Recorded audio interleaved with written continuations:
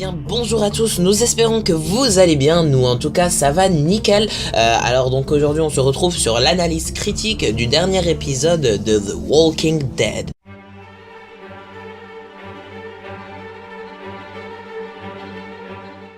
Alors l'épisode 16 de la saison 7 de The Walking Dead s'ouvre sur une Sasha totalement désorientée en proie à de nombreux souvenirs concernant Abraham. J'avoue que c'était hyper agréable de le revoir, mais sa réapparition était uniquement due à but culpabilisateur. Je vous avouerai que j'ai remarqué un détail notable, c'est que pour la première fois dans cette saison 7 nous avons la confirmation de la relation entre Sasha et Abraham, notamment avec le qualificatif chéri qu'emploie Abraham.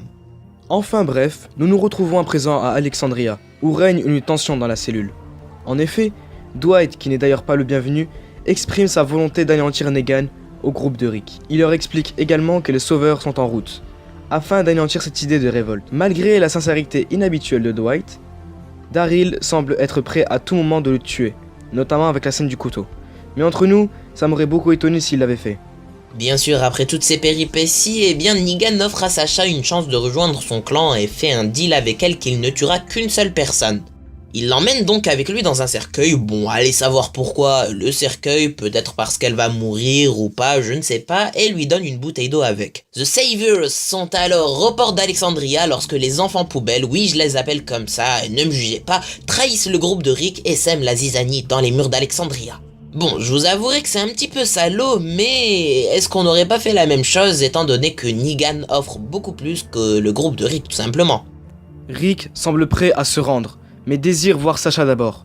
Negan ouvre alors le cercueil et un rôdeur Sasha lui bondit dessus, ce qui offre une opportunité de retournement des situations.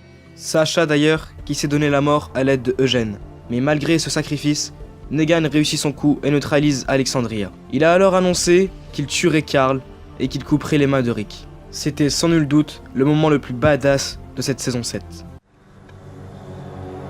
You can do it right in front of me. You can take my hands. I told you already, I'm gonna kill you. All of you. Maybe not today, maybe not tomorrow. But nothing is gonna change that nothing. You're all already dead. C'est alors que Negan s'apprête à tuer Carl que Shiva bondit sur un sauveur. On entrevoit alors à Alexandria une dizaine de guerriers du royaume qui viennent alors porter un énorme coup de massue au moral des troupes de Negan. Je vous avouerai qu'après la réplique du roi Ézéchiel, j'ai vraiment eu une chair de poule, mais alors là, intersidérale. Alexandria will not fall! Not on this day!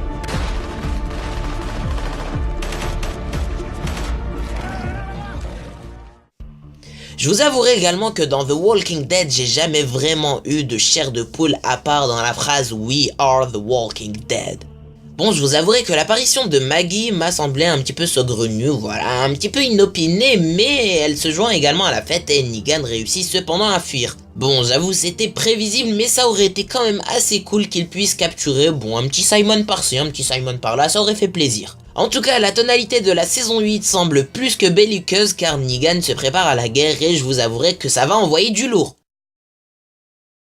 J'espère en tout cas que cette vidéo vous aura plu et j'espère que la saison 8 sera beaucoup plus active que la saison 7 de The Walking Dead et si c'est le cas, n'hésitez pas à vous abonner, à liker, à commenter, à partager cette vidéo, ça nous ferait extrêmement plaisir et dites-nous voilà si vous partagez notre point de vue sur cette analyse.